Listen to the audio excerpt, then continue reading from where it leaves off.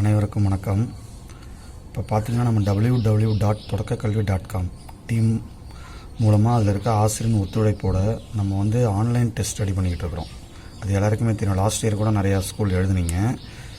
இப்போ அது எப்படி இருக்குன்னு பார்த்தீங்கன்னா, ஒவ்வொரு வகுப்புலேயும் பாட வாரியாக இருக்கிற ஒவ்வொரு பாடத்தலைப்புக்கும் 10 கேள்வின்ற முறையில் நம்ம ஆன்லைன் டெஸ்ட் ரெடி பண்ணி கொடுத்துட்ருக்குறோம். அதில் சில இடர்பாடுகள் பார்த்திங்கன்னா, அது ஆன்லைன் டெஸ்ட்டுன்றதால அது சில ஸ்கூலில் டவர் கிடைக்காதால எழுத முடியலன்ற மாதிரி சில பேர் சொன்னாங்க, சில ஆசிரியர்கள். ஸோ அதனால் அதுக்கு தகுந்த மாதிரி ஆஃப்லைன் டெஸ்ட், ஸோ அந்த ஆன்லைன் டெஸ்ட் இருக்க கொஸ்டின் அப்படியே பிடிஎஃபாக பிரிண்ட் எடுத்து அதில் எக்ஸாம் எழுதுகிற மாதிரி பசங்களுக்கு ரெடி பண்ணி கொடுத்தோம். அடுத்து பார்த்திங்கன்னா, அடுத்த இடர்பாடு என்ன வந்துச்சுன்னா, அதை மார்க் ஸ்டேட்மெண்ட் அதில் நம்ம எழுதுறதுக்கு ஒரு ரெக்கார்டாக மெயின்டைன் பண்ணுற மாதிரி கேட்டதால லாஸ்ட் இயர் நம்ம அதையும் ஆன்லைன்லேயே ஜென்ரேட் பண்ணுற மாதிரி கொடுத்தோம். பார்த்திங்கன்னா அதுக்கும் ஆன்லைன் வசதி தேவைப்படுதுன்றதால நெட் டவர் பிரச்சனை அதுக்கும். ஸோ அதனால் அதுக்கு என்ன செய்யலான்னு பார்த்து இந்த வருஷம் பார்த்திங்கன்னா நம்ம அதுக்குன்னு தனியாக ஒரு ரிஜிஸ்டர் ரெடி பண்ணியிருக்கிறோம். நம்ம கையாலே குறிச்சிக்கிற மாதிரி மார்க் லிஸ்ட்டை கொடுத்துருவோம். இங்கே மாணவர் பேர் எழுதிக்கலாம், என்ன பரிச்சையான எழுதிட்டு அந்த மார்க்கை நீங்கள் இங்கே குறிச்சிக்கலாம். ஸோ இது ரொம்ப உங்களுக்கு ஈஸி. இது பார்த்திங்கன்னா 1ஆவதுலேருந்து 8ஆவது வரைக்கும் நாங்கள் ரெடி பண்ணிட்டோம்.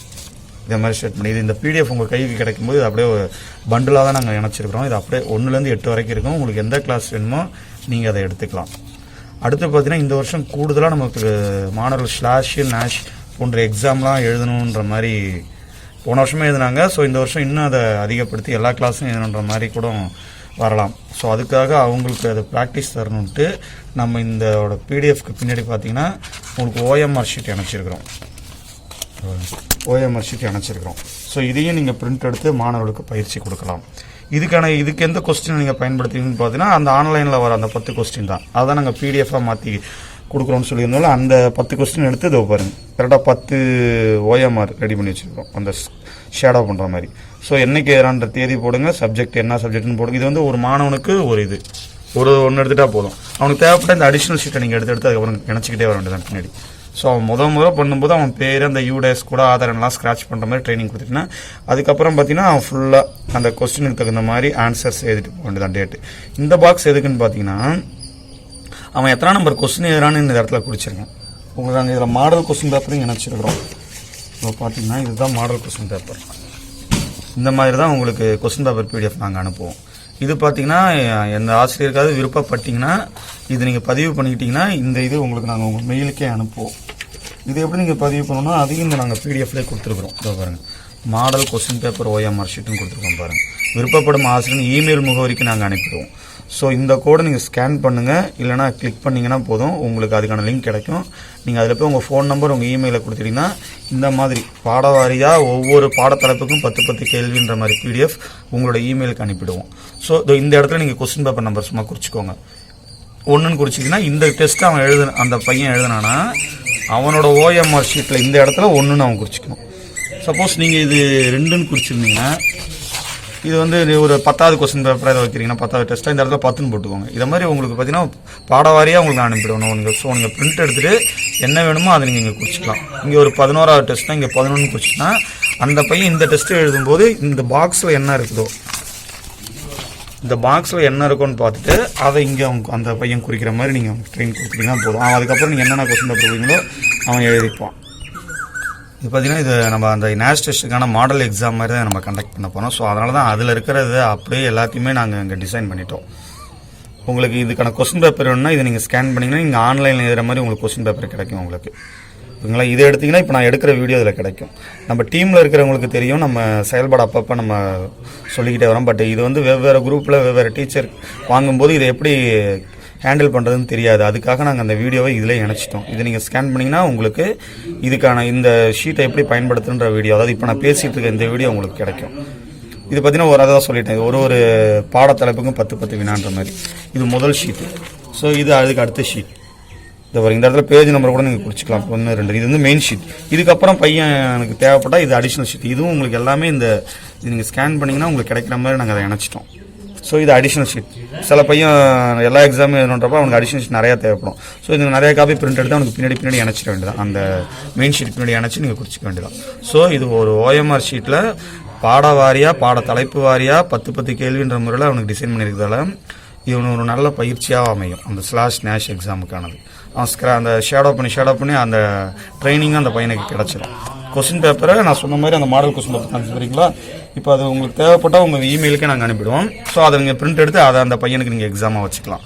இதுலேயும் உங்களுக்கு 3 ஸ்கேனர் கொடுத்துருக்கோம் பாருங்கள். இதை நீங்கள் ஸ்கேன் பண்ணாலும் இந்த டெஸ்ட் ஆன்லைனில் எழுதுறதுக்கான லிங்க் உங்களுக்கு கிடச்சிடும், பேஜ் இட்டு போயிடும்.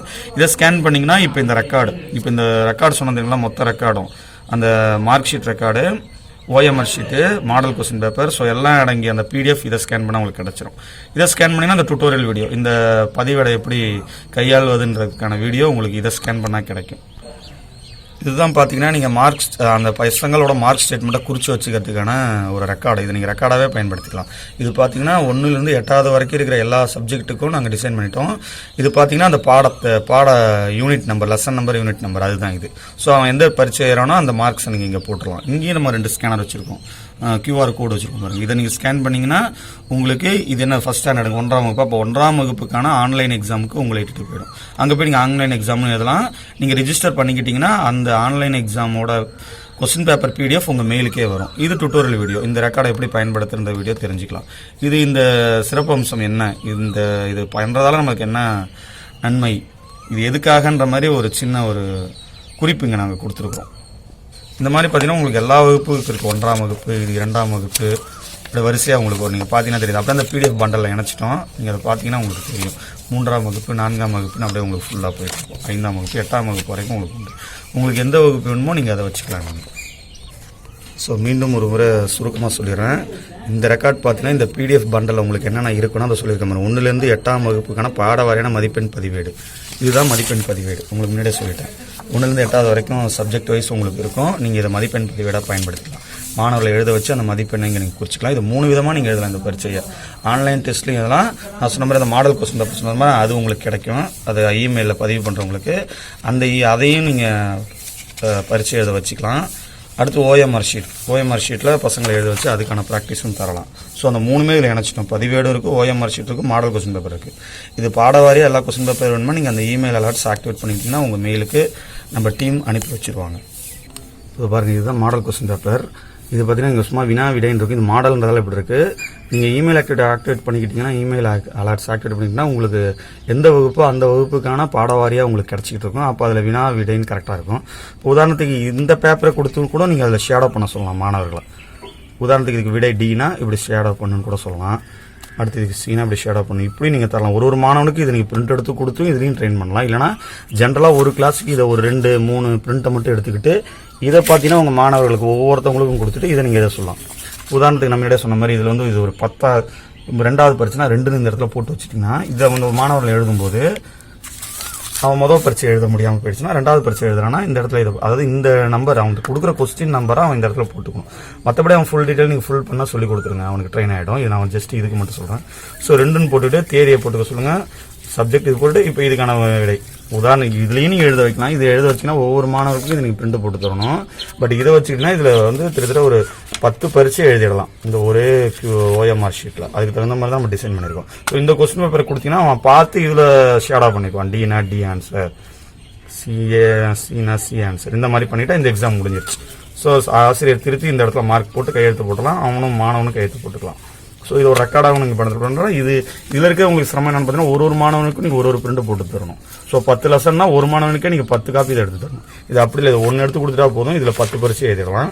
இதை ஜஸ்ட் ஒன்று எடுத்துட்டு எல்லா மாணவனும் இதை பார்த்து எழுதுகிற மாதிரி பண்ணிடலாம். நீங்கள் கொஸ்டினுக்காக இது, ஆன்சருக்காக இதுன்னு கூட வச்சுக்கலாம். இல்லைனா நீங்கள் வந்து ஆன்லைனில் கூட டெஸ்ட் எழுதுகிற மாதிரி வச்சுக்கலாம். ஸோ 3 விதமாக டெஸ்ட் எழுதுறதுக்காக நம்ம இதை ப்ராக்டிஸ் பண்ணுறதுக்காக இதை டிசைன் பண்ணியிருக்கிறோம். ஸோ இது ரெக்கார்டாக பயன்படுத்தணுன்ற அவசியம் வரணுன்றதால நாங்கள் அதுக்கான ரெக்கார்ட்ஸையும் உங்களுக்கு கொடுத்தோம். இதில் நீங்கள் அந்த மதிப்பெண்ணை குறிச்சிக்கலாம். மிக்க நன்றி.